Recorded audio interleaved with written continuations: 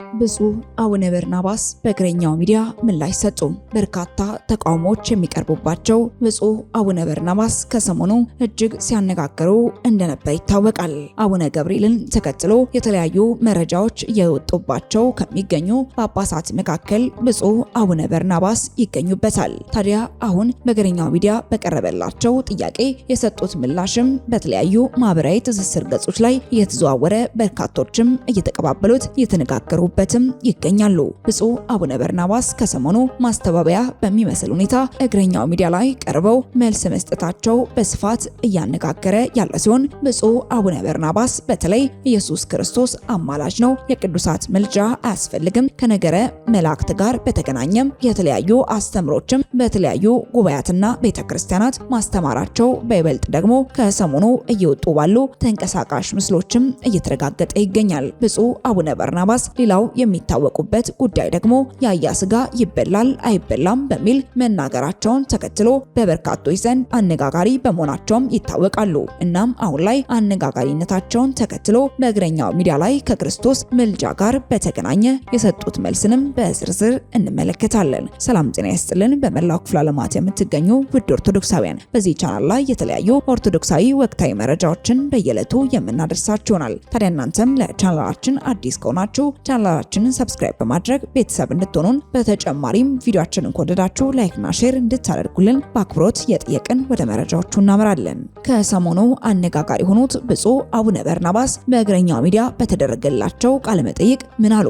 በተደጋጋሚነት ከፍተኛ የሆኑ ተቃውሞችን ያስተናግዳሉ። በአቡነ በርናባስ በኩል በሚነሱ ጉዳዮች ደግሞ ቤተክርስቲያን ፍጹም የማታስተምረው በድጉማዋም በቀኖኗም የሌለ ጸረ ኦርቶዶክሳዊ የሆኑ ትምህርቶችም ከአቡነ አንደበት በተደጋጋሚ እየተነገሩ እንደነበርም አሁን ላይ እየወጡ ያሉ በርካታ መረጃዎችም ይጠቁማሉ። ምንም እንኳን አሁን ላይ አባቶች ከዚህ ቀደም የተናገሩትን ለማስተባበል ቢሞክሩም ነገሩ እጅግ ከባድ ሆኖ ይሄዳል። በበርካቶች ዘንድም ጉዳዩ ስለሚሰራጭም ነገሩ ስር ሰዶ ከመነጋገሪያነትም አልፎ የተለያዩ አቅጣጫዎችን ይዛል። የነገረ ክርስቶስ ጉዳይ በቤተ ክርስቲያን ትልቁና ዋናው ጉዳይ ነው። ብፁዕ አቡነ በርናባስ በተለያዩ ቪዲዮዎቻቸው የሚያስተምሩት ትምህርትም እጅግ ከባድ እናም ከቤተ ክርስቲያን አንዳንድ ትምህርቶችም የተጻረረ እንደሆነም ይነገራል። አቡነ በርናባስ በትምህርታቸው ክርስቶስ አማላጅ ነው፣ የቅዱሳት ምልጃ አያስፈልግም እና ሌሎች ከነገረ ማርያም ጋር በተገናኘ ብዙ ትምህርቶችን ከቤተ ክርስቲያን አስተምሮ ውጪ ማስተማራቸው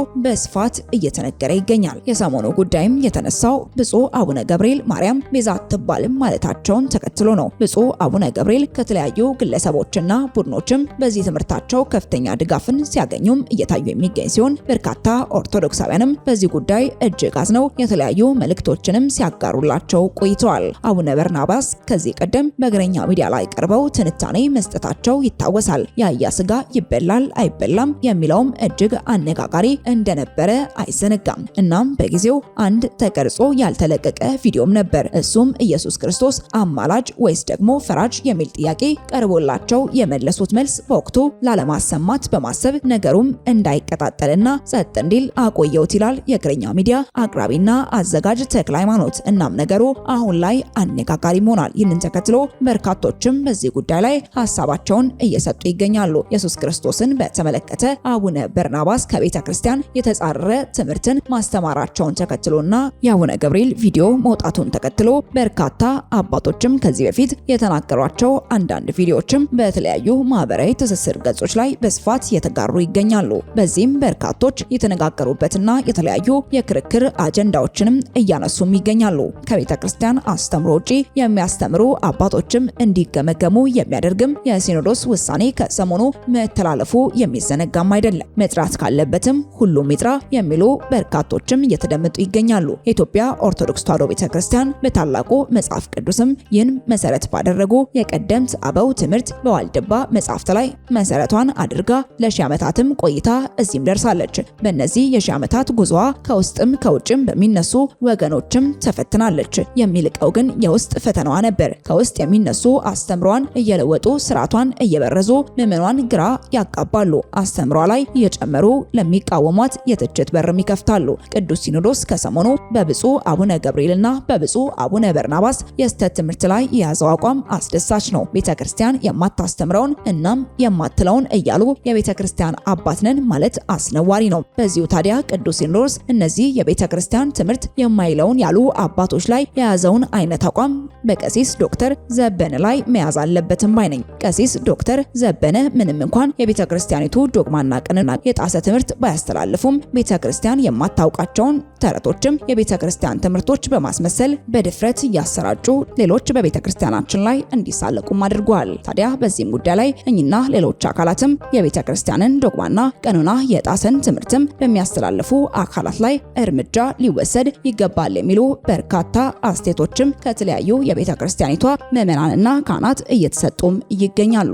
ወደ ቀጣይ መረጃችን ስናመራ ገዳማት ወደ ቀደመ ክብራቸው እንዲመለሱ ገዳማውያንና ሁላችንም ኃላፊነት አለብን ሲሉ ብፁዕ አቡነ አብርሃም ተናገሩ። ስርዓተ መነኮሳት ለግብረ ትሩፋት በሚል መሪ ቃልም የምክክር መርሃ ግብር ጠቅላይ ቤተ ክህነት የገዳማት መምሪያ አዘጋጅነት ለ3 ተከታታይ ቀናት የሚቆይ መካሄድ መጀመሩ የተገለጸ ሲሆን በጠቅላይ ቤተ ክህነት ጽርሐ ተዋሕዶ በትላንትናው ዕለት በተጀመረው የምክክር በጉባኤው ከመላው ኢትዮጵያ የመጡ ገዳማውያንም ተሳትፏቸውን አድርገዋል። መርሃ ግብሩ በብፁዕ አቡነ አብርሃም የጠቅላይ ቤተ ክህነት ዋና ስራ አስኪያጅ የባህር ዳርና የሰሜን ጎጃም ሀገረ ስብከት ሊቀ ጳጳስም ተገኝተውበታል። ብፁዕነታቸው በጉባኤው ላይ ባደረጉት ንግግርም የኢትዮጵያ ቅድስት ቤተ ክርስቲያን ገዳማት ወደ ቀደመ ክብራቸው እንዲመለሱ ገዳማውያን እንዲሁም ሁላችንም ኃላፊነት አለብን ያሉ ሲሆን ለእንግዶችም የእንኳን ደህና መጣችሁ መልእክትንም አስተላልፈዋል። ወደ ቀጣይ ጉዳያችን ስናመራ መምህር ንዋይ ካሳሁን ስለ ገድላትና ድርሳናት ያወሳውን እናነሳለን። ገድላትና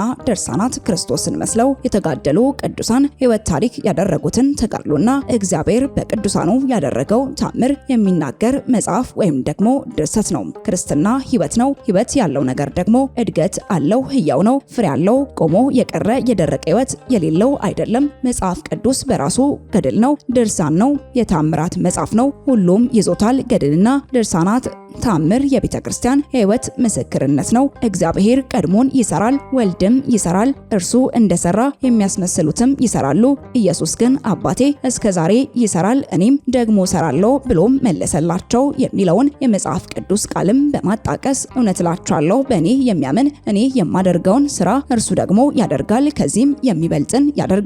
ድርሳናትና ገድላት የሌላት ቤተ ክርስቲያን ሕያው አይደለችም፣ ሙት ናት። ቤተ ክርስቲያን የሐዋርያት ቅብብሎሽ ያለባት ናት። ገድላትን በቀደመው ጊዜ መጻፍ ወይም መተርጎም መገልበጥ ቀላል አልነበረም። ሀብት ይጠይቃል። ብራና የሚገኘው ከባለጠጋ ቤት ነው ወይ ንጉስ ወይ ደግሞ ባለጠጋ ነው ሊያስገለብጥ የሚችለው። ብዙ ፍየል ወይም በግ ሊያርድ የሚችል ነው። ዋጋውም ቀላል አይደለም። ስለዚህ ግድፈትም ይኖረዋል። ቋንቋ ችሎታ ሊያንስ ይችላል። በዚህ ምክንያትም ግድፈት ይፈጠራል። መጽሐፍ ቅዱስ ሳይቀር የዚህ አይነት ክፍተት ያደርጋል። ድርሳናትና ገድላትም ይታረማል ሲባል ይቀራል፣ ይጣላል፣ ይለወጣል ማለት አይደለም። የትርጉም ክፍተት፣ ያነጋገር ዘይቤ ይስተካከላል። ጸያፍ ቃል ይወጣል። የግል ምልከታ ካለም ይወጣል። በአጻጻፍ ባተረጓጎም ጉድለት ካለ ይታረማል ማለት እንጂ ቀዶ ጥሎ ሌላ ይጻፋል ማለት አይደለም ሲል ነው መምህር ንዋይ ካሳሁን ገድላትና ድርሳናትን በተመለከተ ይህንን መረጃ የሚያጋራው። ወደ ተመልካቾቻችን ለእሳቱ የነበሩን መረጃዎቻችን እኚህን ይመስሉ ነበር። አብራችሁን ስለነበራችሁ እጅግ አድርገን እናመሰግናለን። በቀጣይ መረጃዎቻችን እስክንገናኝ ድረስ ቸር ቆዩልን።